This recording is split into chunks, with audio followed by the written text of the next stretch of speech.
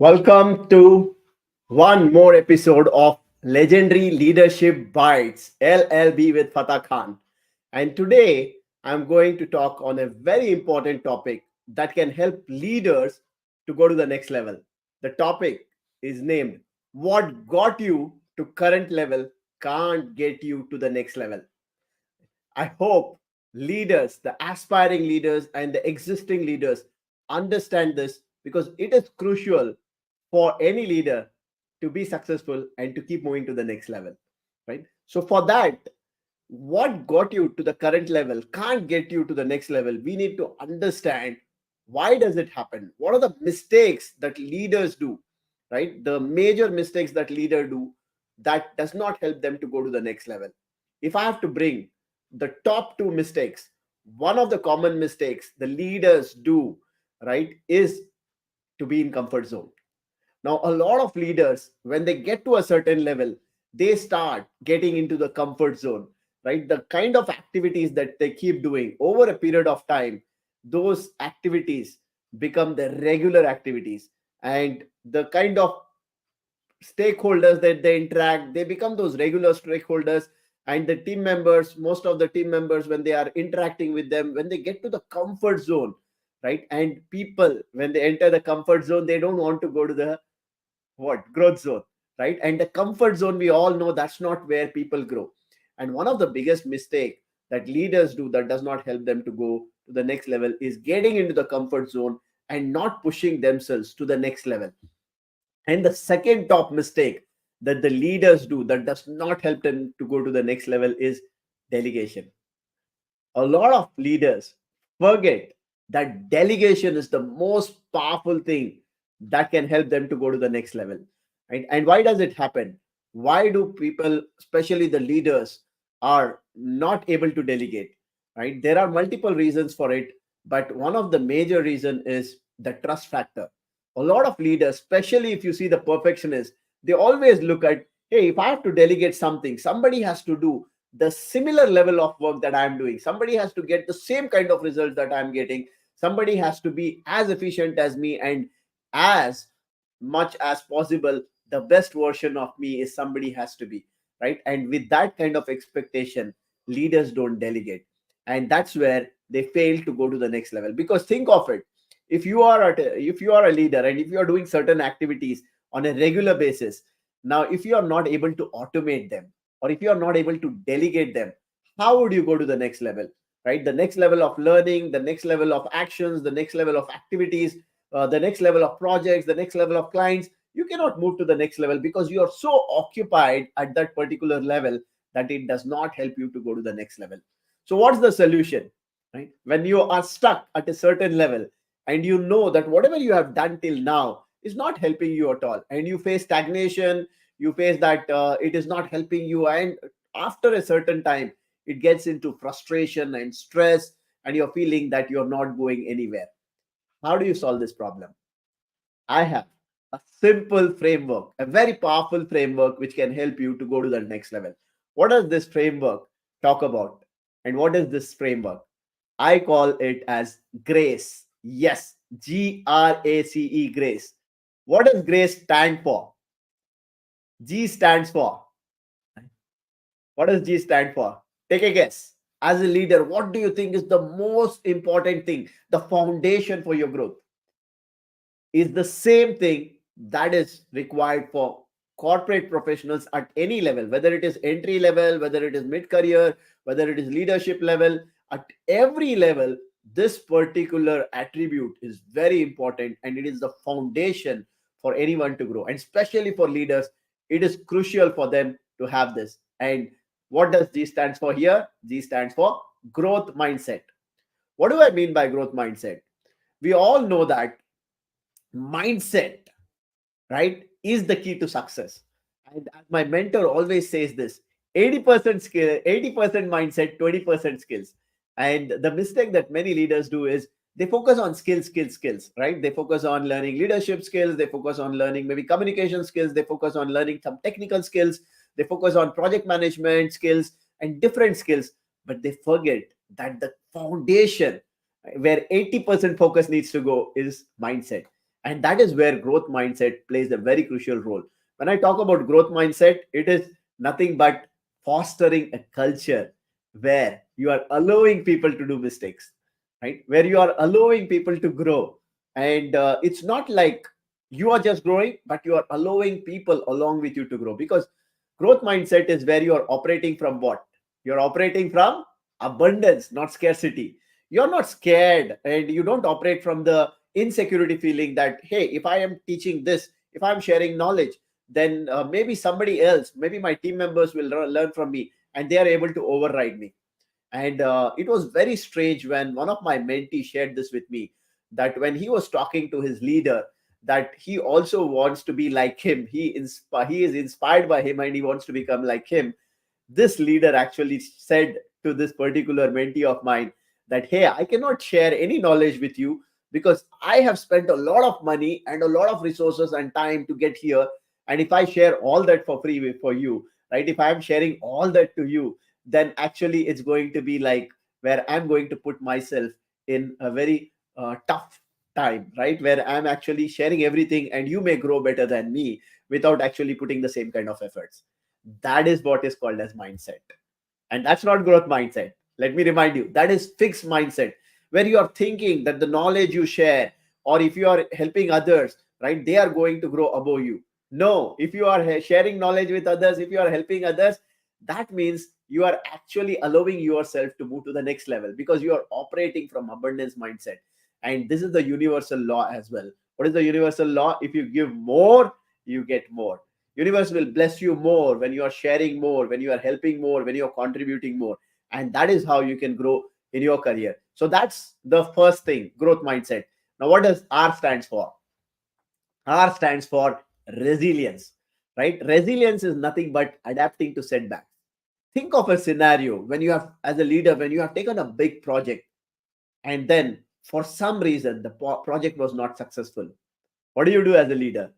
You cry, you blame others, or you actually stop yourself from taking more actions because you are now afraid of failing. You're now afraid that if you are not able to succeed, then it actually is a setback. It is a failure that is going to like become a mark in your career, right? Remark in your career, which is not helping you grow. No, right? This is a very important attribute as a leader, which is resilience, where you are ready to fight setbacks, right? Setbacks, you make it as the stepping stones for your success. If you get setbacks, it is good for you, because think of it, as a leader, how would you grow, how would you learn if you're doing mistakes, right? If you're doing the same things every day and if you're succeeding every time, would you get a lot of lessons? No. As even the successful, highly successful people say, right, that success will teach you some lessons, but failures will teach you many lessons. And that is the experience that is going to help you in moving forward in your career and life. That is what R stands for, resilience. What does A stand for? This is the most important attribute, and this is something that again I learned from my mentor, right, while I started like learning from him, while I started working with him. This is one of the attribute which he shared, and I was mind blown after listening to this attribute. What is this attribute that stands for A, right? The attribute is called agility and adaptability. Think of this. Today, it's a fast moving world, right? Technology is changing, right? Everything is changing, and people are also like coming in, moving out, right? There is so many things happening. Automation is coming, right? A lot of jobs are getting replaced, a lot of things are happening. But as a leader, you cannot be fixed in terms of like your mindset. You cannot be fixed in terms of your approach. You cannot do something that you have been doing for years together just because it worked. You can't keep thinking that it will work and you don't shift your approach, you don't change your approach, or you don't try different things. That is where this attribute plays the most important role, which is agility and adaptability. You need to be adaptable of situations. Today you might be operating where your clients are only based out of one country. What if you are expanding your horizon and you are going ahead and working in with different companies, with different stakeholders, with different clients? What happens during that, right?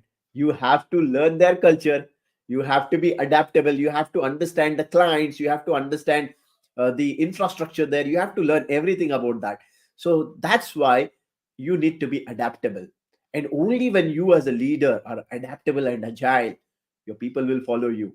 they are also ready to be agile and adaptable. Because if you are resistant for change, and if you are not ready for change, right, if you are very fixated, if you are rigid in your approach, if you are rigid in your mindset, if you are rigid in everything, then your team will also follow you with the same. And with that kind of approach, neither you can go to the next level, nor your team members can you go to the next level, nor your organization can go to the next level. So it's very important for you to be agile and adaptable. Okay. And then what does C stands for? What does C stands for? This is something that we all need to have all the time. What is it? It is continuous learning. Now you might have learned a lot of things. One of the big mistake I see some of the leaders make is when they have actually done their MBA, especially, right? If they have done their MBA, they think they have learned everything through an MBA to become a great leader, and that's where their learning stops, right? And somebody coming with a huge experience, with decade of experience or something, what happens is after a certain period of time, they start thinking, oh, I know everything. Right? I have been a leader for a very long time. I know everything. I have seen different kind of clients. I've seen different kind of people. I've seen different kind of technology, and I know everything. And when they say they know everything, that's when actually their challenges in career and life starts, right? Because now they are not learning, their learning has stopped. If your learning has stopped, if your learning curve is not growing, then your career curve will also not go up. So continuous learning is very important, because you need to understand what is happening in terms of technology changes, what is happening in terms of like how people are behaving, the behaviors, and then how actually things are changing within the organization, right, outside the organization, in the marketplace, right? What are your clients expectations? A lot of things are happening. You need to understand the market, you need to understand the demands, you need to keep continuously learning about everything, right? Not only the core things in your field, like the technology or the domains, but you need to continuously keep learning about the marketplace and everything. So that is what C stands for, continuous learning. And what does E stands for? As a leader, this is again a very crucial attribute. This is empowering your teams. How do you empower your teams? One of the important things that can help you to empower your team is start delegating. As a leader, if you are not delegating, that means you are not giving power to others. You are not actually enabling others. You are not empowering others to move to the next level. It is important for you as a leader to empower your team members, because there are two type of leaders. One who disempower their team members by trying to find their faults, by trying to see what is wrong about them, especially in the appraisal times. You see, right, in the typical corporates, what happens is the leaders are looking for always like, hey, what are the mistakes that I can figure out, what are the mistakes that I can find out, so that I can talk what is not good about this particular employee, right? But then as a leader, you need to start thinking of, how do I empower people, how do I show them what are their strengths, and how do I give them opportunities, how do I challenge them to the next level. And in that, one of the important lesson again I have learned from my mentor is candor, right? Candor is something that most of the leaders miss, because a lot of leaders, like even I had this big problem when I was in the corporate world for the initial few years as a leader. I also had this, which is nothing but being likable. I wanted to be likable with my team members, so I did not had that difficult conversations with them. I did not give them candor. I did not give them the feedback, telling them, "Hey, what's not good about them? What is that they can improve?" Right, the straightforward talk or the feedback. And because of that, I was doing injustice to my team members, because I was just being good with them because I wanted to be likable. And this is one of the challenge with many leaders, right? They want to be likable, and in that trying to become likable, they miss this important thing, which is candor, which is the straight feedback that can help the team members to grow, right? So when you are delegating, it's important for you to actually, when you delegate, you also like help them to understand, right? These are again like the attributes under the empowerment itself. You delegate, you train them once you delegate, and you monitor that, and you also give candor feedback time to time, right? Because that's something that can help your team members grow, and when your team is growing, you're also growing. So to summarize, GRACE, grace, is the thing that can take you from the current level to the next level. And just to remind you once again, GRACE, grace, where G stands for growth mindset, R stands for resilience, A stands for agility and adaptability, C stands for continuous learning, and E stands for empowering your teams. Right? With that, I hope I'm able to share with you the most important lesson that can take you from the current level to the next level. Because in this dynamic landscape of leadership, right, what brought you here, what got you to the current level, need not necessarily, and in most of the times, it will not take you to the next level. So you need to build these attributes, especially the five attributes that I spoke about, GRAC, so that you can keep moving to the next level. Right? With that, thank you for listening to me, and I hope this brings a lot of things to you in terms of how you can take your level, career levels to the next level, and you can grow in your career and you can become a legendary leader. Thank you for listening. Right? See you soon in the next episode.